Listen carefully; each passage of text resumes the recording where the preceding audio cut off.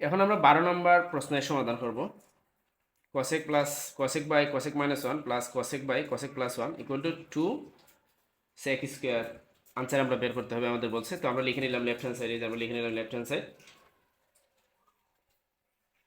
লেখার পরে এখন আমরা প্রথম যে কাজটা হচ্ছে আমরা যোগ করে নিব। যোগ করতে গেলে ভগ্নাংশের যে হর আছে হরের লসাগু করবো আমরা।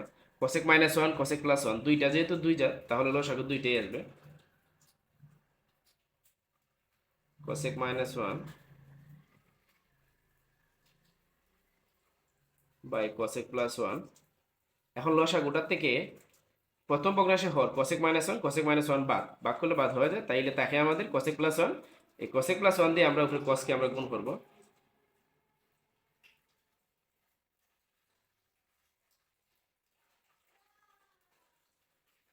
এই যে cosকে আমরা cosec প্লাস 1 দিয়ে আমরা গুণ করলাম, প্লাস এখানে লব কি আছে আমরা লিখে নিলাম।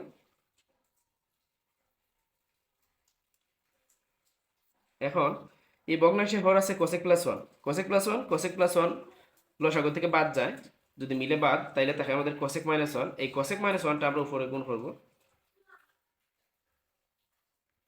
cosec minus 1। আচ্ছা, এখন আমরা cosec কে ধরবো a1 কে ধরবো b, cosec কে ধরবো a1 কে ধরবো b, তাহলে আমরা পাইতেছি a minus b into a plus b। a minus b into a plus b এর সূত্র হচ্ছে আমাদের a square minus b square.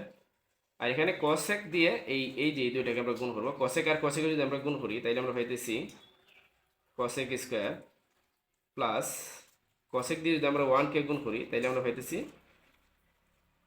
cosec plus cosec দিয়ে আবার দুইটাকে আমরা গুণ করবো, cosec দিয়ে cosec কে গুণ করলে আমরা পাইতেছি cosec স্কোয়ার প্লাসে মাইনাসে মাইনাস, cosec দিয়ে যদি আমরা 1 কে গুণ করি তাহলে আমরা পাইতেছি cosec। এখন cosec a মাইনাসের cosec a প্লাসের বাদ কাটা যাবে, তাহলে cosec স্কোয়ার আর cosec স্কোয়ার দুইটাই প্লাসের, দুইটা প্লাসে থাকার কারণে আমরা দুইটা যোগ করে দিব, তাইলে আমরা পাইতেছি 2 cosec স্কোয়ার। আর নিচে নিচে আছে আমাদের cosec স্কোয়ার মাইনাস 1 যদি আমরা দুইবার গুণ করি তাইলে আমরা পাইতেছি 1।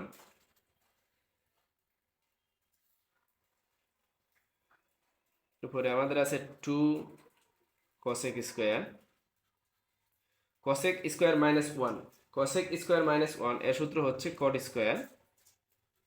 এই যে cosec স্কোয়ার মাইনাস 1 এর সূত্র cot square, cosec square minus 1 এর সূত্র cot স্কোয়ার। আমরা এখন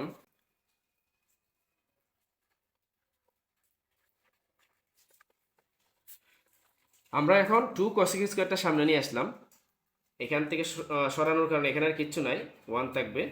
নিচে আছে আমাদের cot স্কোয়ার, দিলাম 2 ইন্টু cosec স্কোয়ারের সূত্র করব আমরা। cosec স্কোয়ারের সূত্র হচ্ছে 1 by sine square, 1 by sine square into 1 by cot স্কোয়ারের সূত্র হচ্ছে আমাদের tan স্কোয়ার, 1 বাই cot স্কোয়ারের সূত্র tan স্কোয়ার। তো আমরা লিখব 2 into 1 by 2 into 1 by sine square into tan এর সূত্র করবো আমরা। tan স্কোয়ারের সূত্র হচ্ছে আমাদের sine square by cos square. এটা তোমাদের আমি আগেও বলছিলাম, tan এর সূত্র সাইন বাই cos, যদি স্কোয়ার থাকে তাইলে হবে আমাদের sine square by cos square. এই যে সাইন স্কোয়ার আর উপরে সাইন স্কোয়ার আর নিচে সাইন স্কোয়ার আমরা কাটতে পারি,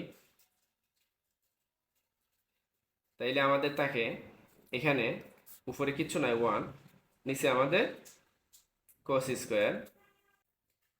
তো 2 আর 1 বাই cos স্কোয়ারের সূত্র হচ্ছে আমরা জানি sec স্কোয়ার। এটাই আমাদের বের করার কথা বলছিল। 2 আর sec স্কোয়ার গুণ হলে আমরা পাইতেছি 2 sec স্কোয়ার। এটা হচ্ছে আমাদের রাইট হ্যান্ড সাইড। আমাদের প্রমাণ করে বলছিল, আমরা লিখব প্রমাণিত। আশা করি সবাই বুঝতে পারছো।